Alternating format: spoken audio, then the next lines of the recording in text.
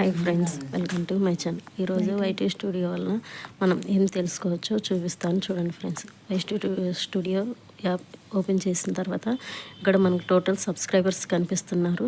తర్వాత మనం పెట్టిన వీడియోస్ తర్వాత చూడండి, మన కాంటాక్ట్లోకి వెళ్ళినప్పుడు మన ఏ వీడియోకి ఎన్ని వ్యూస్ వచ్చాయో దీని ద్వారా చూసుకోవచ్చు. చూడండి,